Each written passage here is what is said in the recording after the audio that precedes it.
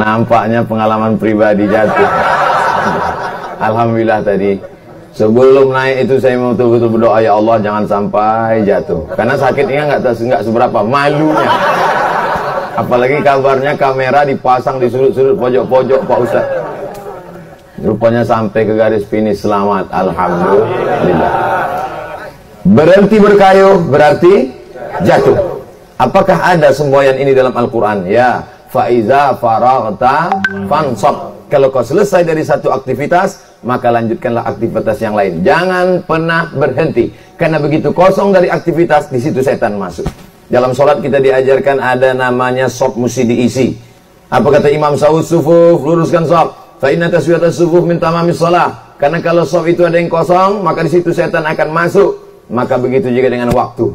Tadi kita bangun, yang awal bangunnya ambil wudu atau langsung mandi, sholat sunat wudu, habis itu sholat sunat taubat, habis itu sholat sunat hajat, habis itu sholat sunat tahajud. Bagi yang belum witir, witir. Habis itu baca Quran, menunggu azan subuh beristighfar. Setelah itu sholat subuh, setelah itu berzikir, setelah itu berdoa, setelah itu lanjut.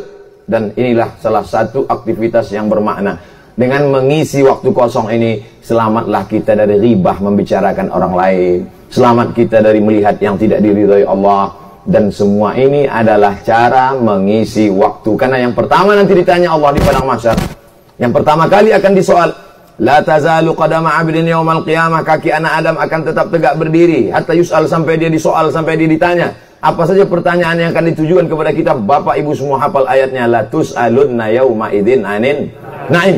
Di antara nikmat yang ditanyakan Allah kepada kita adalah an umrihi fi ma'afnah. Umur yang aku beri dulu kepada kamu, kamu pakai untuk apa? Alhamdulillah, andai kita mati malam nanti, maka kita dapat menjawab, hai Abdul Somad, waktu engkau hari ini kau pakai untuk apa? Aku bersepeda ya Allah. Bersama siapa? Bersama orang baik-baik luar biasa. Amin. Ini yang pertama.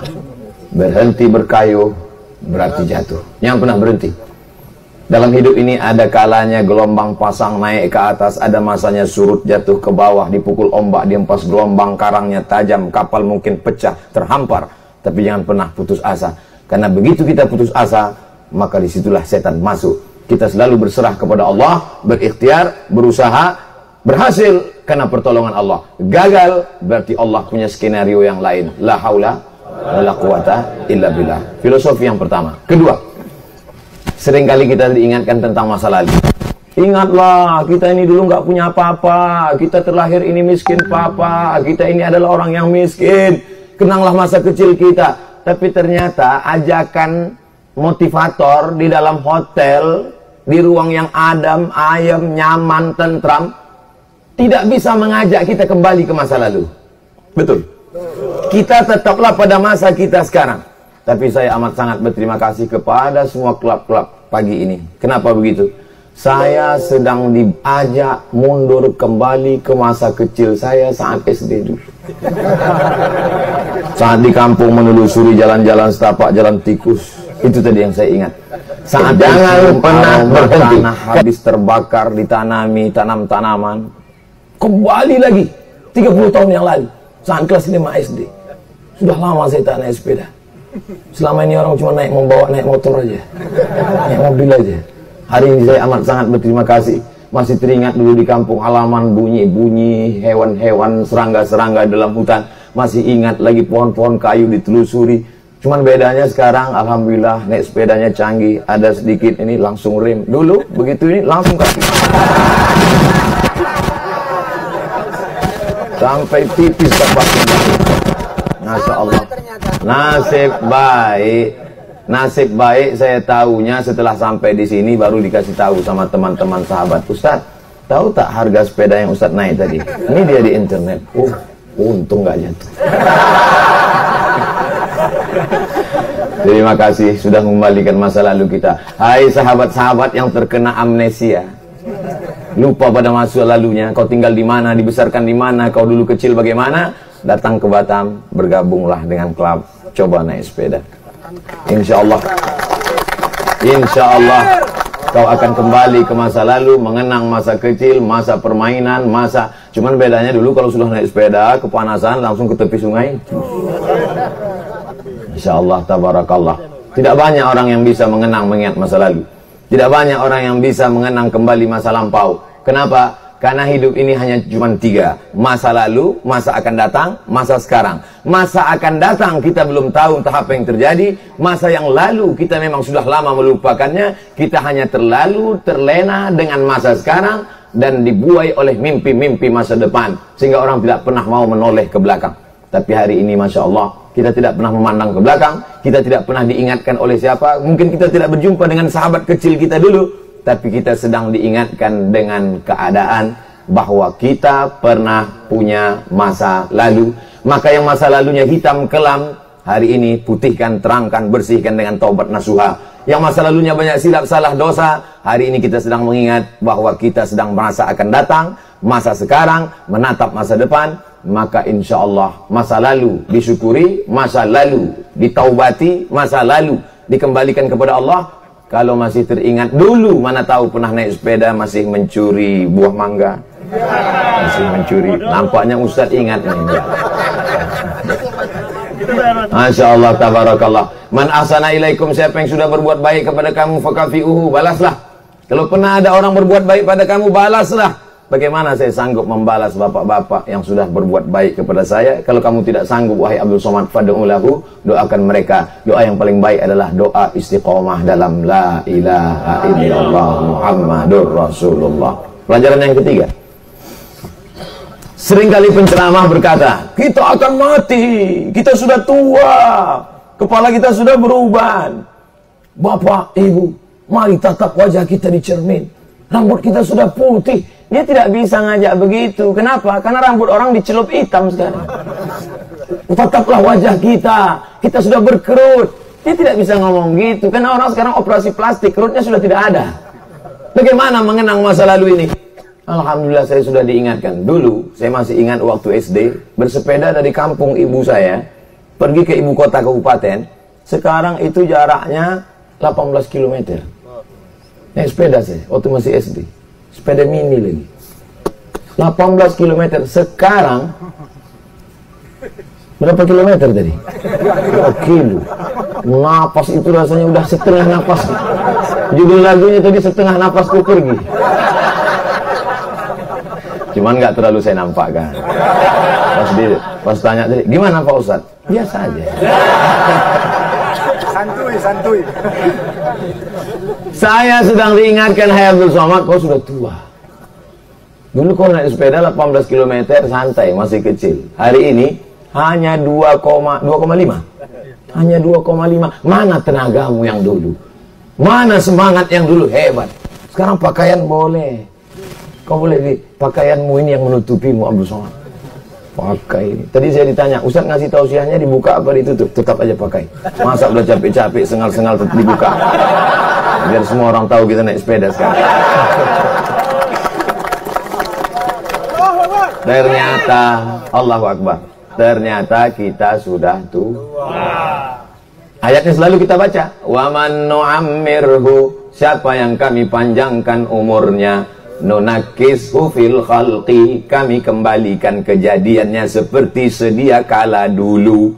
Dulu waktu baru lahir kaki ini lemah, sekarang sudah mulai lemah. Rasa-rasa lepas tadi. Dulu waktu lahir mata ini lemah, sekarang sudah juga mulai lemah. Tadi begitu berapa, agak-agak 1 kilo, udah mulai gelap saya tengok. Kok gelap nih, rupanya masuk hutan.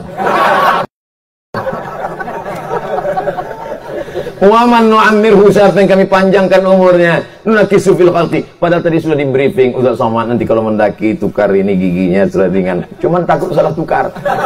Takutnya makin dulu makin berat pula. Mau nanya, mentor kita malu. Nggak mungkin kita berhenti nanya kan? Ya kalau nggak ada diliput kamera, kalau diliput nanya, nampak betul kita bodoh.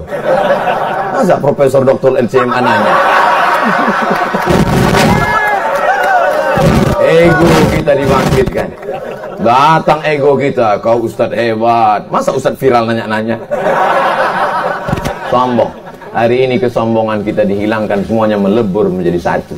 Kita adalah sahabat, kita adalah saudara, sama-sama napasnya pendek. Dalam hati jamaah, Ustadz aja kali. Masya Allah, tabarakallah. Maka luar biasa keindahan semuanya. Masuk poin yang keempat. Baik pak. Betul? Baik pak.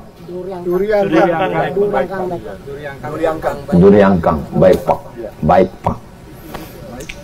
Sampai masanya nanti kita hanya akan bercerita kepada anak cucu kita, anakku, dulu ada namanya baik pak. Baik pak itu apa ya? Ada pohon-pohon kayu tinggi menjulang, matahari cahaya yang tidak masuk ke dalam.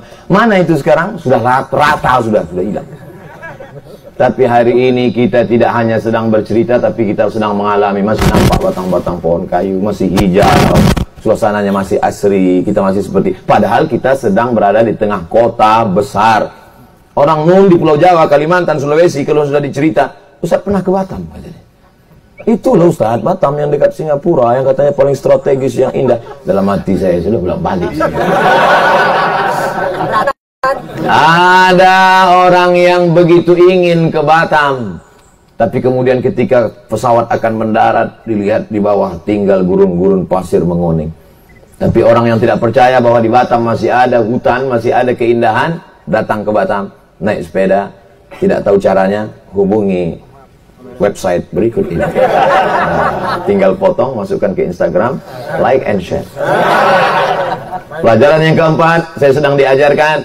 Dulu saya selalu ceramah, man qata'a sidratan, siapa yang memotong sebatang pohon kayu, sawwaballahu ra'sahu finnar, disungkurkan Allah kepalanya ke dalam api neraka. Siapa yang memotong sebatang pohon kayu, disungkurkan Allah kepalanya ke dalam api neraka. Islam bukan hanya cerita tentang sholat, zakat, puasa, haji, umroh, halal, haram, makruh, mubah, bid'ah, kullu bid'atin dhalalah, neraka jahanam. Tanya sekarang orang takut pengajiannya itu. Kamu kenapa nggak pernah? Kamu kenapa nggak pernah ke masjid? Iya Pak Ustadz, saya nggak mau ke masjid. Kenapa? Ustadz itu sikit-sikit ceritanya neraka. Padahal Islam mengajarkan man qata'a sidratan, siapa yang memotong sebatang pohon kayu, sawwaballahu ra'sahu finnar. Man kana alaihi idza waqa'at ala ahadikumul qiyamah. Kalau kamu sudah mau mati, sedikit lagi mau mati. Wa fi yadihi fasila, di tanganmu ada bibit korma, di tanganmu ada anak tanam tanaman. Apakah kita biarkan tanaman ini mati atau kita tanam? Nabi menyuruh falyughrisha, tanamkan. Orang yang punya slogan semboyan, yang punya baleho ini siapa? Besar-besar ditulis di dinding kota. One man, one tree. Satu orang, satu pohon. Ajaran Islam. Kalau kamu sudah mau mati, nafasmu sudah mau hilang, nyawamu sudah mau keluar, roh mau berpisah dari jasad, di tanganmu ada bibit tanaman, tanamkan. Ini akan kita akan mengadakan penanaman pohon yang akan ditanam oleh Al-Mukarram Abdul Somad. Padahal sering yang menggalinya bapak ibu, yang membeli benihnya bapak ibu, tapi yang viralnya Abdul Somad. Ternyata orang ikhlas ini yang mendapatkan pahalanya nanti. Di hadapan Allah apa kata malaikat? Malaikat, pahalaku mana? Sudah habis diambil follower. Mereka manusia biasa. Mereka mungkin bukan dokter LCMA, tapi hati mereka bersih. Maka jangan pernah merasa diri lebih mulia, lebih terhormat, lebih hebat daripada orang lain. Abdul Somad ngomongnya aja begitu. Buktinya kursi dia paling tinggi. Saya sebetulnya mau duduk lesehan di bawah. Kenapa nggak usah duduk di bawah? Kameramen nggak bisa meliput.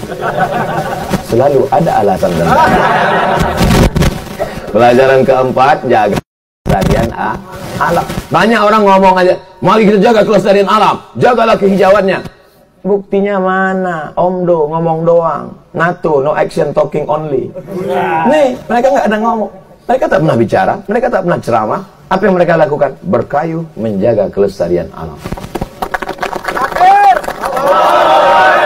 Saya bangga pada mereka yang tidak banyak bicara, tapi amalnya justru lebih banyak. Lisanul hal, perbuatan. Afsah min lisanil maqal, lebih menyentuh ke dalam hati daripada ucapan. Berapa banyak ucapan dibatalkan oleh perbuatan-perbuatan. Jangan buang sampah, karena tukang sampah tidak pernah masuk kemari. Ungkapan singkat, simple, tapi mengena. Buang air kecil? Boleh. Jangan buang sampah, karena tukang sampah tidak pernah masuk kemari. Dan tidak akan ada tong sampah, karena siapa yang akan mengutip sampah kemari? Bawalah sampah kita, tisu, plastik, masukkan ke kantong. botol-botol, masukkan. Buanglah sampah pada tempatnya.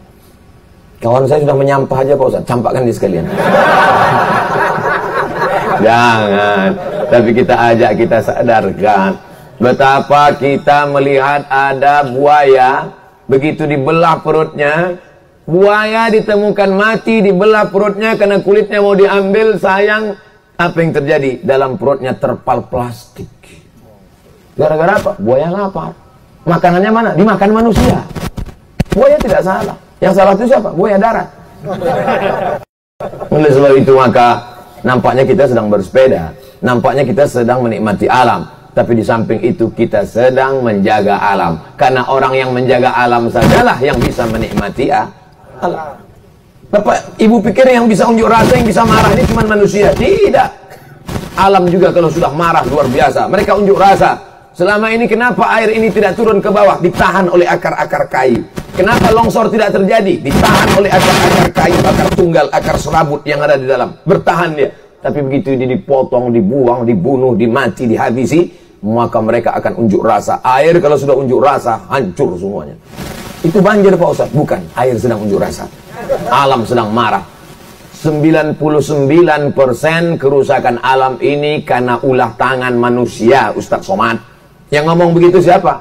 BNPB, Badan Nasional Penanggulangan Bencana. Kemarin satu pesawat sama saya. Ustaz Somad dari BNPB, tolong Ustaz ceramahkan supaya menjaga alam. Tolong Ustaz ceramahkan supaya jangan motong tanam pohon kayu. Tolong Ustaz ceramahkan supaya jangan menumbang sembarangan. Tolong Ustaz ceramahkan supaya menjaga hutan. Dalam hati saya, ente tidak dengar ceramah saya selama ini. Itulah isi ceramah saya selama ini. Alhamdulillah, tidak ada satu pun jamaah tanya tentang itu. Kenapa? Karena orang Batam memang sudah sering mendengar ceramah Ustaz Somad. Poin kelima. Ini kita ada namanya imam, ada namanya khatib, ada namanya makmum, ada namanya Bilal. Bilal yang manggil, hayya 'alas shalah, hayya 'alal falah. Ada namanya imam, luruskan shaf. Ternyata dalam bersepeda ini juga ada imamnya. Ustaz Somad, ini leader apa rider? Terserah, yang penting urungnya R. Ustaz, ini akan membelah nanti di depan. Dalam hati saya, selama ini kalau di masjid, saya maju ke depan. Ustaz Somad, silakan maju ke depan. Ternyata sepeda harus jadi makmum Abdul Somad. Yang ini nanti mengamankan di samping, yang baju-baju putih. Apa artinya? Kita mesti berjamaah. Pelajaran kelima, jangan pernah memisahkan diri dari jamaah. Karena apa? Karena kalau sudah memisahkan diri dari jamaah, pasti tersesat, tidak tahu jalan. Selambat-lambatnya yang berjamaah di belakang pasti tidak akan nyasar. Kenapa? Masih nampaknya teman di depan. Yang di depan juga tengok-tengoklah ke belakang. Mana tahu kawan kita kena asma. Yang di belakang juga kalau terlalu ketinggalan belakang, teriak-teriak dikit, agak-agak batuk. Kasih-kasihlah kode.